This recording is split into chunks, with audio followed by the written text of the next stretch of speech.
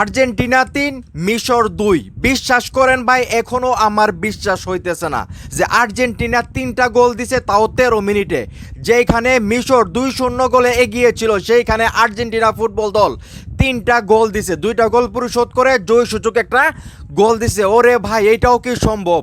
মানে আমার বিশ্বাস হইতেছে না ভাই এখনো যে আর্জেন্টিনা এই ম্যাচটা জিতছে মিশরের বিপক্ষে, যেখানে মিশর 2টা গোল দিয়ে রাখছিল লাস্ট 13 মিনিটে।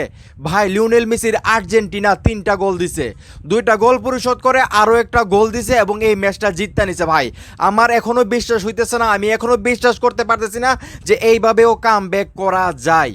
যদিও ম্যাচ শুরুর আগে অনেকেই ভাবছিলেন হয়তো বা আর্জেন্টিনা ইজিলি ম্যাচটা জিতে যাবে বা হয়তো বা একটা ফাইট হবে, কিন্তু সেইখানে আমরা কি দেখলাম, আর্জেন্টিনা যদিও ভালো চান্স পাইছে কিন্তু তারা গোল করতে পারে নাই। মিশরের যে গোলরক্ষক ছিল, ওরে ভাই ওনাকে মনে হয়েছে বুজিনহা আবারও মানে মাঠে নামছে আর্জেন্টিনার বিপক্ষে। উনি আজকে দুর্দান্ত গোল খেলছে, দুর্দান্ত ভাই। এবং লিওনেল মেসি আজকে প্রথমে প্লান্টিক একটা শট মিস করছে, এইটা যখন মিস করছে তখন ভাই মনে হয়েছে যে আজকে ম্যাচটা আমরা হাইরা যাবো।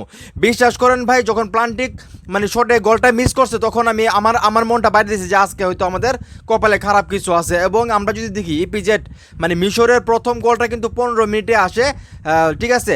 15 মিনিটে গোল আসার পর কিন্তু আমি আরও টেনশনে পড়ে যাই যে এই বুঝি আজকে আমাদের অবস্থা টাইট হয়ে যাবে। এবং প্রথম গোলটা খাওয়ার পরে কিন্তু আর্জেন্টিনার প্রত্যেকটা ফুটবলারের মানে মুখ একদম কালো হয়ে গেছিল, তারা ধরে নিয়েছিল যে হয়তো তারা হাইরা যাবে।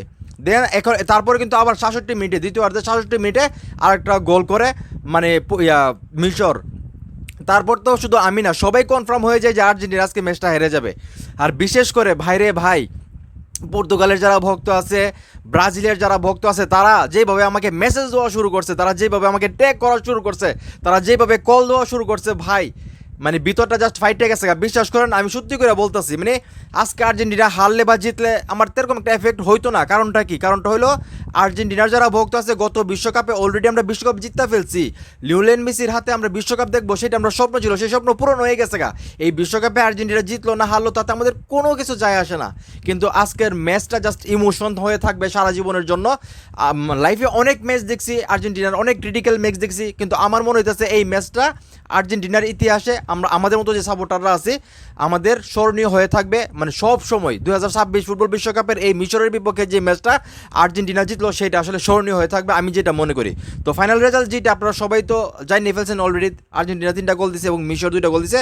এবং আমি যেটা বললাম মানে জাস্ট 13-14 মিনিটে আর্জেন্টিনা কীভাবে কামব্যাক করতো সেটা দেখাই দিছে। আমি যদি নর্মাল দেখি, রোমেরো আজকে 79 মিনিটে একটা গোল করছে, তারপরে কিন্তু লিওনেল মেসি 83 মিনিটে আরও একটা গোল করে। আপনারা সবাই জানেন মেসি কিন্তু আজকে একটা প্লান্টিক শট মিস করে। এবং ফারান্দেস কিন্তু লাস্ট মানে অ্যাডের যে টাইমটা 3 মিনিট মানে 93 মিনিটে কেউ উনি একটা গোল করে। তো ভাই বিশ্বাস করেন আমার এখনও মানে আমি বিশ্বাসই করতে পারতেছি না যে এইভাবেও কোনো দল কামব্যাক করতে পারে। আমার মতো আর্জেন্টিনার লক্ষ কোটি ভক্ত সাপোর্টাররা ভেবেই নিয়েছিল আজকে আমরা বাদ পড়ে যাচ্ছি বিশ্বকাপ থেকে। সেইখান থেকে লিওনেল মেসির দল যেভাবে কামব্যাক করলো সেটা দেখার পর চোখ বন্ধ করে মানে বলে দেওয়া যায় এই বিশ্বকাপ হয়তোবা আর্জেন্টিনার গড়েই যাইতেছে, লিওনেল মেসির হাতেই উঠতেছে।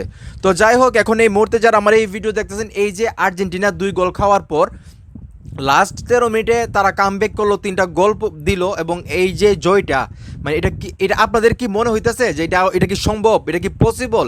এইভাবেও কি ফিরা যায়? এইভাবেও কি কামব্যাক করা যায়? এইভাবেও কি জিতা যায়? মানে আপনারা কি কল্পনা করেছিলেন লিওনেল মেসির আর্জেন্টিনা আজকে মিশরের বিপক্ষে ম্যাচটা জিতবে 2 গোল খাওয়ার পর? আপনাদের মাথায় এটা আসছিল?